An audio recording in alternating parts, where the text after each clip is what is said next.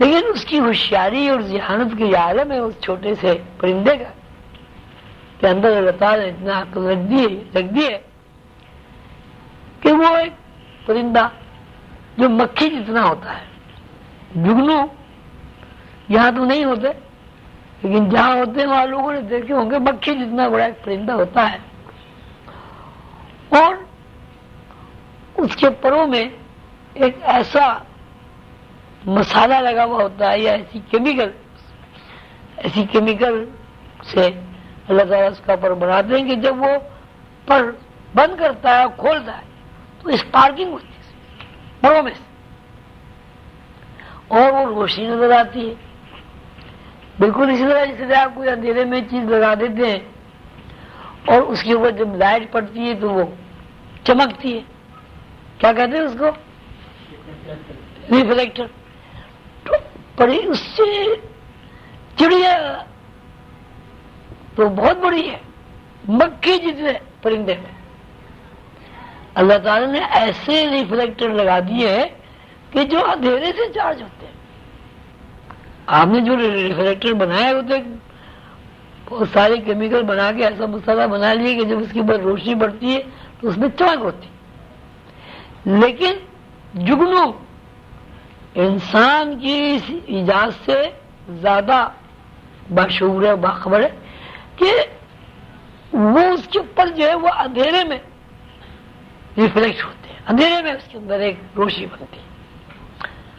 کوئی انسان آج تک ایسا پیدا نہیں ہوا کہ وہ اپنے دونوں ہاتھ پروں کی جگہ ہلائے مکھی کی طرح اس کے اندر سے روشنی پیدا ہو۔ اور یہ بھی ہے کہ ہماری جو تاریخ ہے ہمیں یہ بتا رہی ہے کہ بجلی کی ایجاد 100 سال پہلے ہوئی، جگنی کی اصل تو لاکھوں سال سے چلی۔ اب یہ صلاحیت انسان کے اندر یہ تو ہے کہ اس نے بجلی بنا لی اور بجلی سے اس نے اپنی ساری دنیا کو روشن کر دیا، اور بجلی ایک اس کے لیے مجبوری بن گئی، لیکن ساتھ ساتھ یہ بھی ہے اگر کسی وجہ سے بجلی میں سکون پیدا ہو جائے تو انسان کا جو کاروبار حیات ہے وہی ختم ہو جائے گا۔ مثلا اگر کوئی زمانہ ایسا ہے کہ بجلی کی پیداوار ختم ہو جائے یا بجلی کی تفصیل ختم ہو جائے تو موجودہ جو زندگی ہے، موجودہ جو دنیا ہے تو بالکل ختم ہو جائے گی، نہ کوئی مشین چلے گی، نہ کوئی گاڑی چلے گی، کچھ بھی نہیں ہوگا، نہ کوئی سواری ہوگی آپ کے پاس۔ لیکن جگنو کے بارے میں ہم یہ نہیں کہہ سکتے کہ وہ شاید اس کے لیے ختم ہو جائیں گے، اس لیے جس طرح اللہ تعالیٰ نے بیگ کو پیدا کیا ہے اس طرح جگنو کو بھی پیدا کیا۔ تو بات یہ ہے کہ انسان کی جو فضیلت ہے وہ کسی ایجاد کرنے سے بھی دوسرے حیوانات پر ثابت نہیں ہوتی، اس لیے کہ اگر کوئی انسان کوئی ایسی ایجاد کرتا کہ پروں کی طرح دونوں ہاتھ ہلاتا اور اس کے اندر سے روشنی نکلتی تب بھی ہم انسان کو افضل نہیں کہہ سکتے تھے، البتہ ہم جگنو کے برابر اسے قرار دے سکتے تھے۔ اب تو صورتحال یہ ہے کہ انسان بجلی کی ایجاد میں جگنو سے کمتر حیثیت رکھتا ہے۔ پھر آپ نے آگے پڑھا ٹی وی کے بارے میں کہ وہ اتنی ذہین ہے آواز نکالنے کے سلسلے میں۔ اب ایسا کوئی واقعہ تاریخ میں نہیں ملتا کہ انسان نے آواز کے ذریعے سے اپنی خوراک حاصل کرنی ہو۔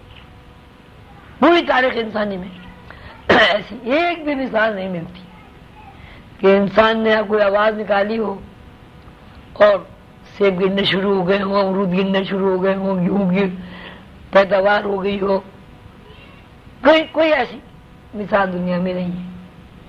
تو اس کا مطلب ہے کہ آواز سے غذا حاصل کرنے میں بھی کیوی کو انسان سے زیادہ فضیلت حاصل ہے۔ پھر منافقت کا تذکرہ آ گیا. انسان سب سے زیادہ منافق ہے. انسان ہے ہی منافق. عقل و شعور کے اعتبار سے اگر دیکھا جائے تو انسان منافق کے علاوہ کچھ بھی نہیں ہے. سب سے بڑی انسان کی منافقت یہ ہے جو کچھ وہ ہے اسے چھپا کے خود کو اچھا ظاہر کرتا ہے. یہ بہت غور طلب بات ہے کہ انسان جو کچھ ہے ہمیشہ اس کو چھپا کر، اپنی برائیوں کو چھپا کر اچھائیوں کا خول اپنے اوپر ڈال کر ظاہر کرتا ہے. اب ہم اتنے سارے لوگ بیٹھے ہوئے ہیں، ہم اگر پھر واقع نیوٹرل ہو کر اپنے بارے میں سوچیں تو ہمیں اس بات کے علاوہ کوئی سند نہیں ملتی کہ ہم سب منافق ہیں. جو کچھ ہے کبھی ظاہر ہونے ہی نہیں دیتے، ہیں برے ثابت اچھا کرتے ہیں. اور یہ اچھائی اور برائی کا تصور اتنا زیادہ ہے کہ اگر نوع انسانی کے اندر سے یہ منافقت نکال لی جائے تو نوع انسانی کا ارتقا ختم ہو جائے گا.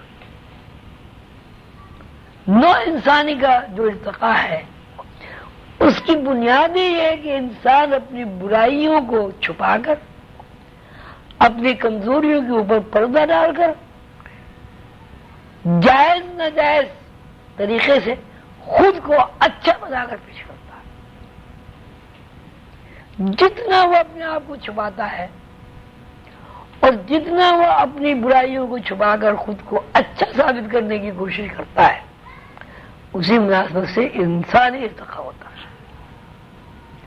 تو ہم یہ کہیں گے کہ انسانی ارتقا، لاکھوں سال کا انسانی ارتقا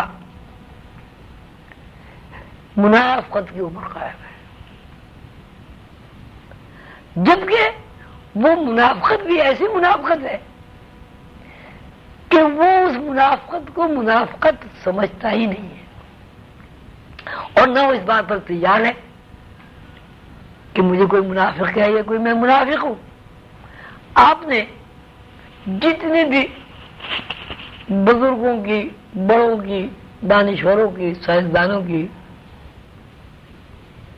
حیات پڑھی ہوگی، بایو ڈیٹا جسے کہتے ہیں، سوانح عمری پڑھی ہوگی، کسی ایک میں بھی کسی ایک انسان کی برائی بیان نہیں کی. کیا ایسا ممکن ہے کہ 1,00,000 آدمیوں کی آپ سیرت لکھیں؟ مقصد یہ ہے کہ انسان جو ہے اپنی برائی کو چھپا